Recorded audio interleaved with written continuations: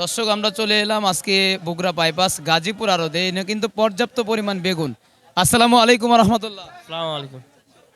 বেগুনের মনে করেন ফল নাই দেশে মঙ্গা বাইপাসে বাগুন নেয় না 10 টাকা 12 টাকা দেশে হইলো 500 টাকা 600 টাকা মন বাগুন এখন নসের মুখী এই এই বেগুন কত টাকা করে কেজিতে কিনা? কেজি আমাদের 13 টাকা করে কিনা, আপনি বিক্রি করতেছেন কত টাকা করে? 12 টাকা 10 টাকা এরকম। ইন্নানিল্লাহ। তাহলে তো আপনার প্রতি কেজিতে দেখা যায় 2 টাকা 3 টাকা। 2 টাকা 3 টাকা নাই কে। দর্শক আমরা যেটা শুনতে পেলাম আজকের বাজারে কিন্তু বেগুনের দামটা কিন্তু পানির দামে বিক্রি হচ্ছে, কারণ বর্তমান মৌসুমে কিন্তু বেগুন কিন্তু ফলন ভালো হয়েছে বিদায় কিন্তু এখন বর্তমানে কিন্তু বেগুন বিক্রি হচ্ছে কিন্তু 12 টাকা 10 টাকা 8 টাকা কেজিতে। হ্যাঁ দর্শক আমরা আছি এই মুহূর্তে বগুড়া বাইপাস গাজীপুরে। এই গাজীপুরে যে বেগুনগুলা আপনারা দেখতে পাচ্ছেন যে অসাধারণ মাশাআল্লাহ অনেক সুন্দর এই বেগুনটা। বা এই বেগুনটা কোন জেলা থেকে আনছেন? জামালপুর ডিস্ট্রিক্ট, জামালপুর ইসলামপুর থানা, দীর্ঘিচর দেশে বাড়ির বাসা দীর্ঘিচর ইসলামপুর থানা। আপনি নিজেই নিয়ে আসছেন? নিজে নিয়ে আসছি।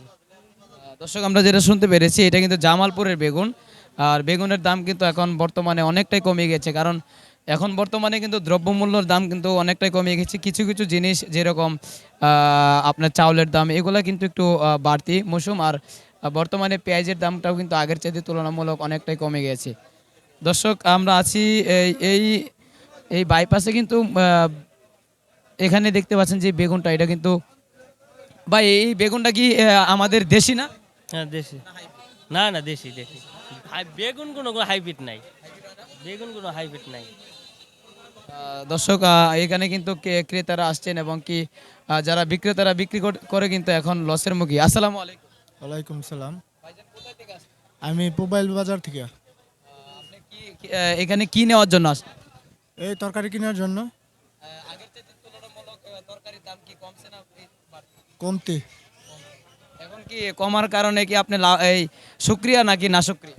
শুক্রিয়া। আলহামদুলিল্লাহ আলহামদুলিল্লাহ, যেটা শুনতে পেলাম যে কমার কারণে কিন্তু ক্রেতারা এখন বর্তমানে কিন্তু শুকরিয়া আল্লাহর কাছে। ধন্যবাদ, ভালো থাকবেন, সবাই থাকবে সুস্থ থাকবেন, দোয়া করি। আসসালামু আলাইকুম রহমতুল্লাহ।